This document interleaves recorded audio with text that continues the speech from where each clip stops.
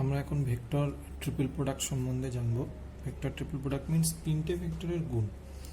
এখন এ B C তিনটে যে কোনো ভেক্টর, এদের মধ্যে কি কি ধরনের গুণ সম্ভব সেটা আমরা দেখব।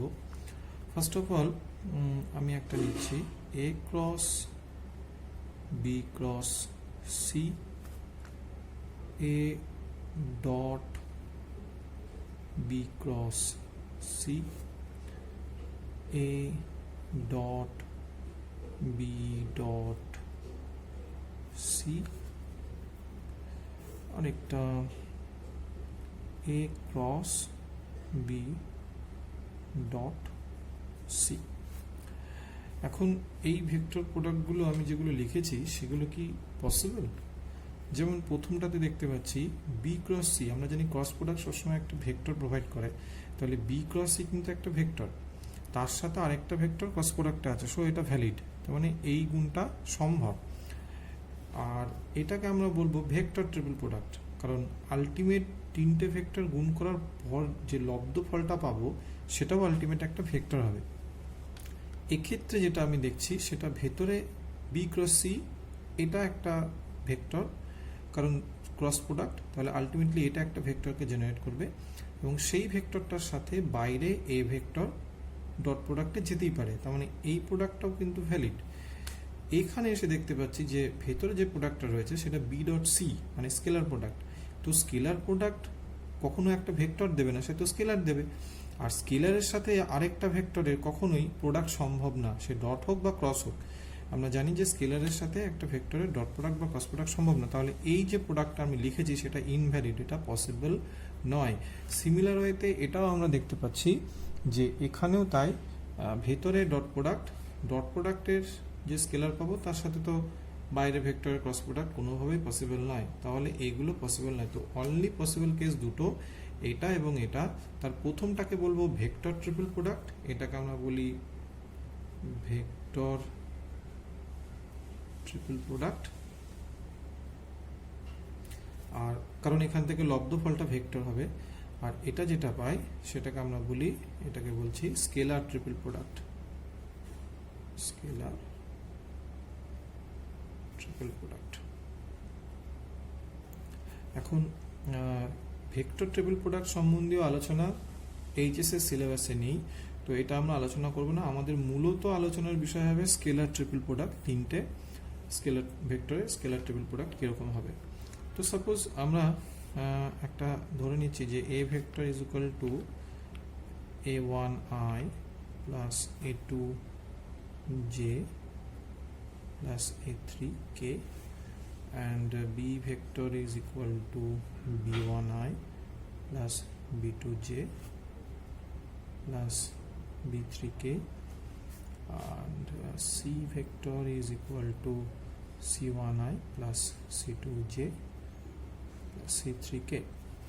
তাহলে এদের আমি যদি ক্রস প্রোডাক্ট তারপরে ডট প্রোডাক্ট, দ্যাট ইজ এই ভেক্টর টেবিল প্রোডাক্টটা, এই স্কেলার টেবিল প্রোডাক্টটা করি, তাহলে সেটা দাঁড়াবে আলটিমেটলি এইরকম, A dot B cross C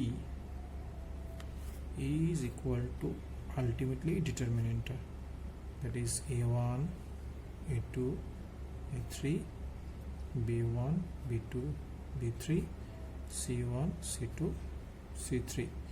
এই ডিটারমিনেন্টটাকে ভাঙলে আমি যে মানটা পাবো সেটাই আলটিমেটলি হবে এই স্কেলার ট্রিপল প্রোডাক্টের ভ্যালু। ঠিক আছে, সেটা আমরা আলাদাভাবেও দেখতে পারি, সেটা খুব সহজে তোমরা টেস্ট করতে পারো। আগে এটাকে ভেঙে নেবে, ভেঙে নিলে যে ভ্যালুটা পাবে, আর দেখবে যে প্রথমে বি ক্রস সি করার পর তারপরে এ যদি আমি ডট করি সেই একই ভ্যালু দিচ্ছে। এই যে স্কেলার ট্রিপল প্রোডাক্ট তার একটা স্পেশাল নোটেশন আছে, সেই নোটেশন আমরা এই জিনিসটাকে আমরা এইভাবে অনেক সময় লিখি, সেটা হচ্ছে বক্স ফাংশন বা বক্স প্রোডাক্ট বলা হয় এটাকে।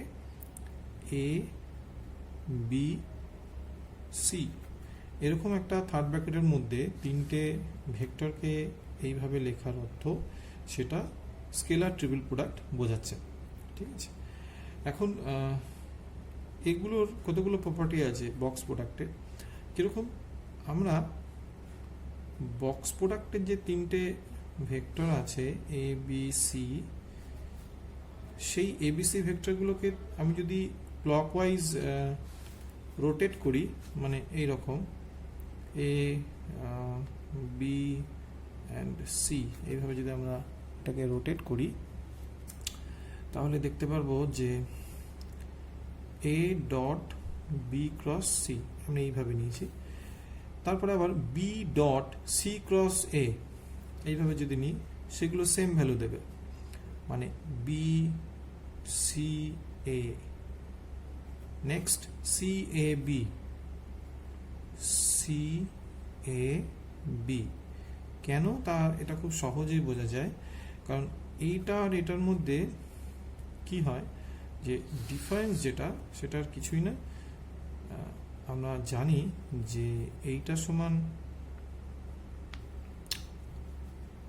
আলটিমেটলি এই ডিটারমিনেন্টটা, that is a1 a2 a3 b1 b2 b3 c1 c2 c3, আর এই যে স্কেলার ট্রিপল প্রোডাক্টটা পেয়েছি এটা সমান কি হবে যদি লিখি b1 b2 b3 c1 c2 c3 a1 a2 a3।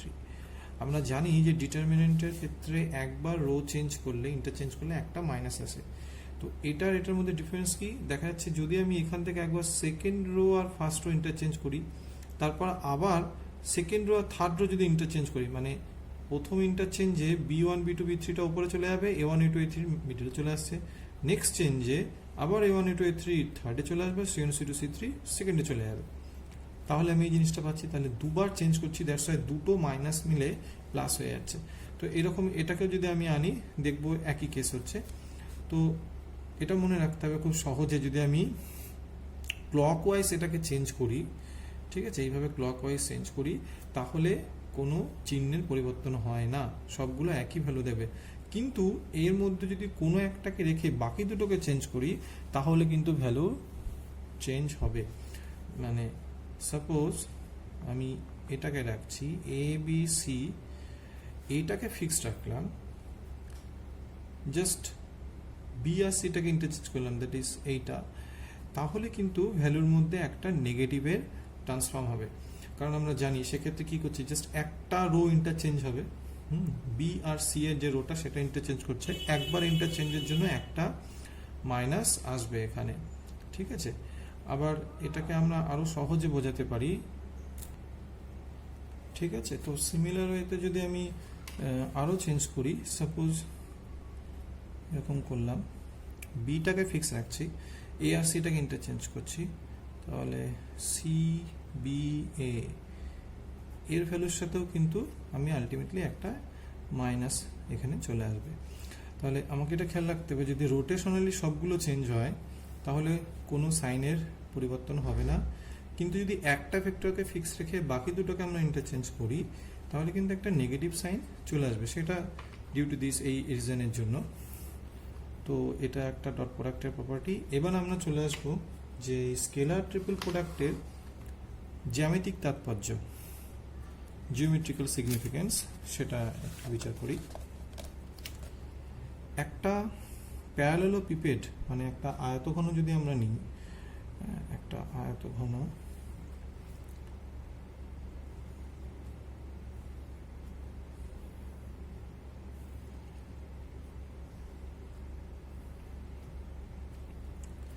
এই যে আয়তঘনটা নিচ্ছি আমি, এইটাকে মূলবিন্দু ধরলাম। এখন এই আয়তঘনকে মূলবিন্দু হোক বা না হোক, এই আয়তঘনের যে অ্যাডজাসেন্ট সাইড যে তিনটে, দ্যাট ইজ এটা, এটা এবং এটা, সাপোজ এটা এ ভেক্টর, এটা বি ভেক্টর, এটা সি ভেক্টর যদি হয়, তাহলে এই যে স্কেলার ট্রিপল প্রোডাক্ট আমরা যেটা পাচ্ছি A dot B cross C বা box product box of ABC, সেটা আলটিমেট কি দেবে, সেটা দেবে এই যে আয়তঘনটার যে ভলিউম, আয়তন কতটা, সেইটা আমরা এই প্রোডাক্ট থেকে মানটা পাবো, ঠিক আছে। এখন কোনো ভলিউম জিরো, মানে কোনো আয়তঘনের ভলিউম জিরো বা আয়তন জিরো, এর অর্থটা কি? সাপোজ এখানে আমরা ছবিতে দেখতে পাচ্ছি যে এই যে এ ভেক্টরটা, যেটা আমরা বলতে পারি হাইট, এখন যদি হাইট না থাকে বা এ ভেক্টরটা যদি এই যে নিচের যে প্লেনটা আছে সেই প্লেনের ওপর আপতিত হয়, সাপোজ এ ভেক্টরটা যদি এরকম হতো, এইটা যদি এ ভেক্টর হতো, তাহলে কি হতো, এবিসি ভেক্টর তিনটে একই সমতলে থাকতো। একই সমতলে যদি থাকতো তাহলে তাদের দ্বারা আমি কোনো আয়তক্ষণ উৎপন্ন করতে পারতাম না, বা আমি ম্যাথমেটিক্যাল ওয়েতে যদি বলি এদের দ্বারা উৎপন্ন আয়তক্ষণের আয়তন শূন্য হতো। তার মানে কোনো স্কেলার ট্রিপল প্রোডাক্টের ভ্যালু শূন্য হওয়ার অর্থ এই তিনটে ভেক্টর সমতলীয় বা একতলীয়। তাহলে একতলীয় হওয়ার, তিনটে ভেক্টর একতলীয় হওয়ার শর্ত এখান থেকে আমরা পেলাম, এবং সেই শর্তটা কি, একতলীয় হওয়ার শর্ত, সেটা কি, বক্স অফ এবিসি এর ভ্যালুটা শূন্য হতে হবে। এর ভ্যালুটা শূন্য হলেই আমরা বলতে পারবো যে এই ভেক্টর তিনটে সমতলীয় বা একতলীয়। ঠিক আছে, এছাড়াও এখান থেকে এই ডট প্রোডাক্ট থেকে আমরা আরেকটা জিনিস বের করতে পারি, সেটা হচ্ছে যে কোনো চতুস্থলকের আয়তন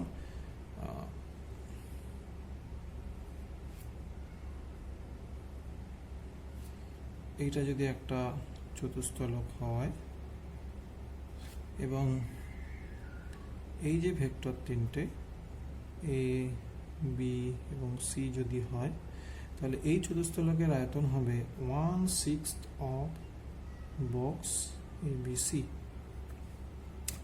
ঠিক আছে, এখান থেকে আমরা চতুস্থলকের আয়তনও বের করতে পারবো। মোটামুটি প্রপার্টি এরকমই। এরপর আমরা এর উপরে কিছু প্রবলেম ডিসকাস করব। এখানে আমরা সংক্ষিপ্ত 6-এর একটা প্রবলেম নিয়েছি। এখানে বলছে যে এ বি এবং সি এই তিনটে ভেক্টর যদি একতলীয় হয় বা সমতলীয় হয়, তাহলে এই যে ল্যামডাটা আছে আননোন একটা, এই ল্যামডার ভ্যালুটা নির্ণয় করতে হবে। এখন আমরা জানি যে সমতলীয় হওয়ার সত্ত্বেও তাদের বক্স প্রোডাক্ট শূন্য, তাহলে যেহেতু এরা সমতলীয় তাহলে এদের box product, that is box of A B C, এটা ইকুয়াল টু 0 হবে। এখন এটা মানেও আলটিমেট কি সেটা আমরা জানি যে ডিটারমিনেন্টটা, দ্যাট ইজ 2 - 1 1 1 2 - 3 3 ল্যামডা অ্যান্ড 5, এই ডিটারমিনেন্টটা 0। এবার এখান থেকে আমি যদি ক্যালকুলেট করি তাহলে অতি সহজে ল্যামডার ভ্যালুটা পেয়ে যাব। সেটা ক্যালকুলেট করা যাক। 2 × 10 + 3 lambda plus 1 of 5 plus 9 plus 1 of lambda minus 6 is equal to 0.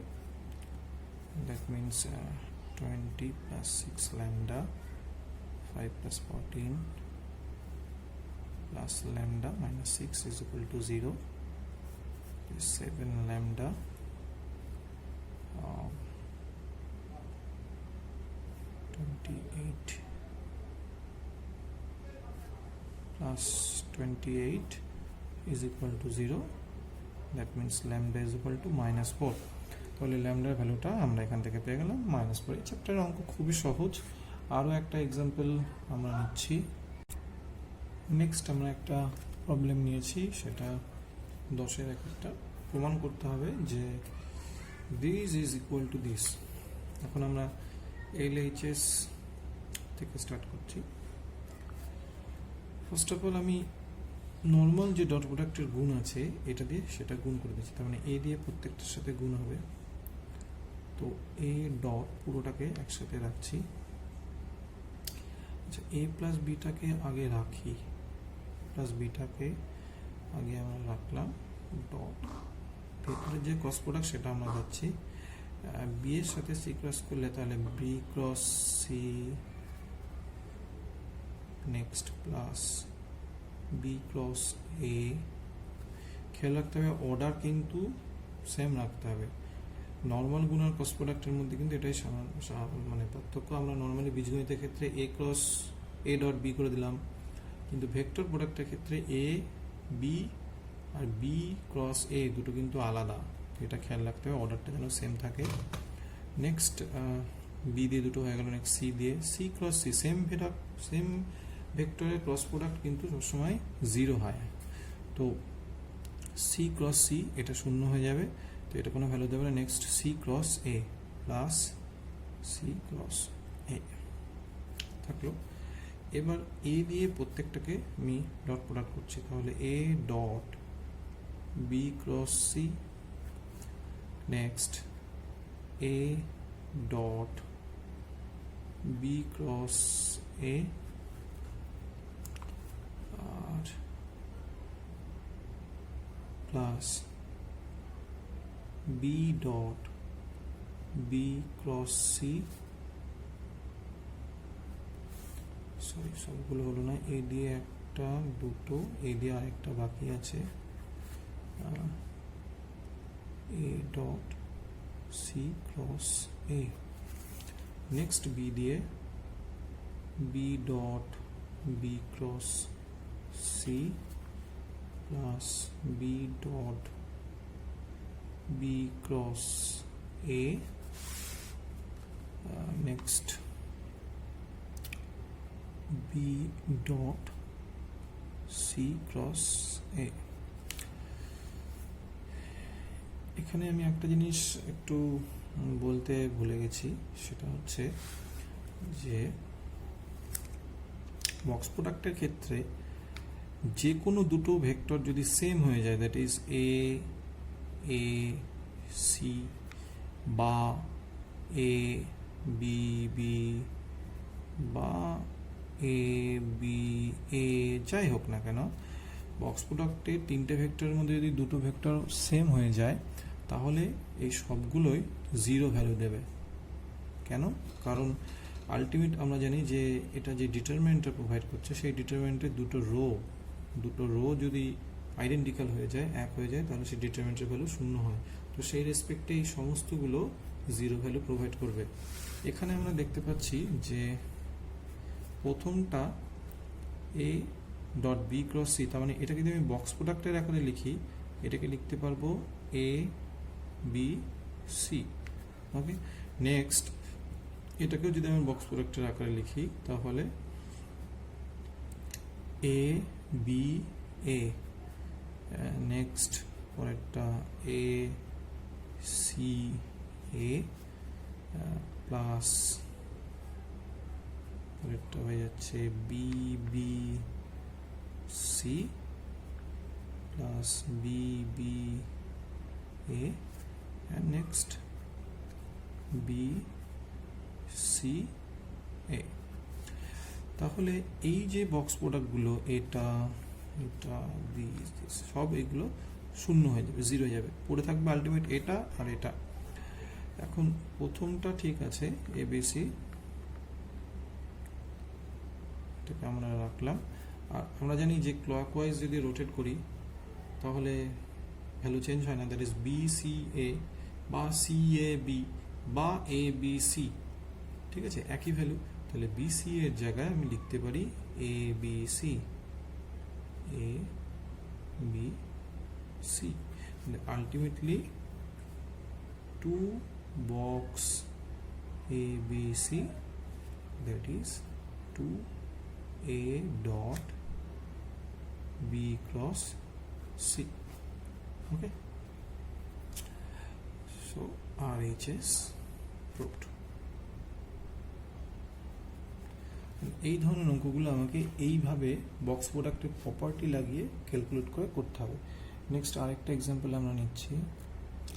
Next আমরা সংক্ষিপ্ত 14 অঙ্কটা নিয়েছি। এখানে বলছে যে এ বি সি এবং ডি তিনটে বিন্দুর স্থানাঙ্ক দেওয়া আছে, মানে সেখান থেকে আমরা অবস্থান ভেক্টরটা পাবো। তো এই তিনটে বিন্দু যদি একতলীয় হয়, মানে সামতলিক হয়, একটা সমতলে থাকে, তাহলে আমি এই যে আননোন এক্স আছে, এই এক্স এর ভ্যালুটা বের করতে হবে। তো এটা সাপোজ এ বি সি ডি 4টে বিন্দু আছে এই সমতলে।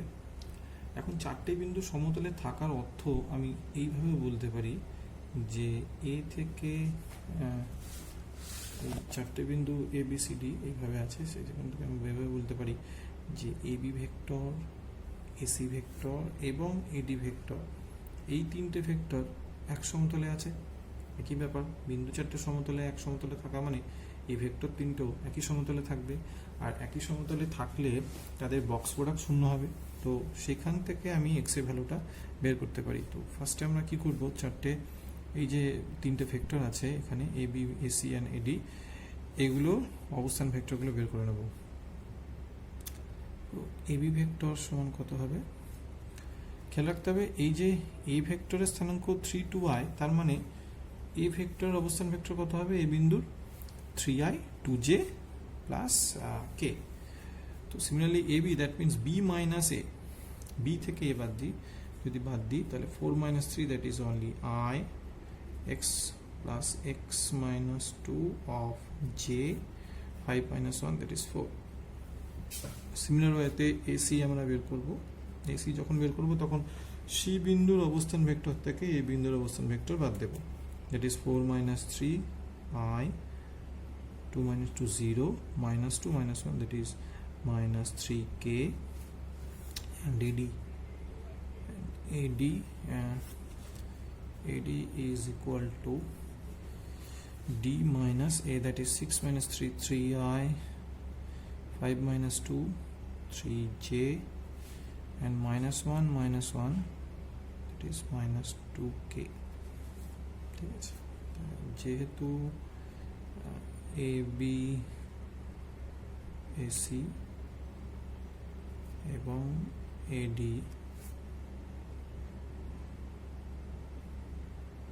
ভেক্টর তিনটি সামতলিক, box of AB AC and AD is equal to 0. তো এটা 0 মানে তাদের determinant that is 1 x minus 2 4 1 0 minus 3, এখানে যে পার্টিকেল নেই, যে কম্পোনেন্ট নেই, তাই ওর কম্পোনেন্টটা 0 করে দিয়েছি। Next 3 and minus 2 is equal to 0। এটাকে এক্সপ্যান্ড করলে আমরা এখান থেকে x এর ভ্যালুটা পেয়ে যাব, 1 into 9 plus x minus 2 into minus 9 plus 2 plus 4 into 3, only 3 equal to 0. That means 9 minus 7, so minus 7x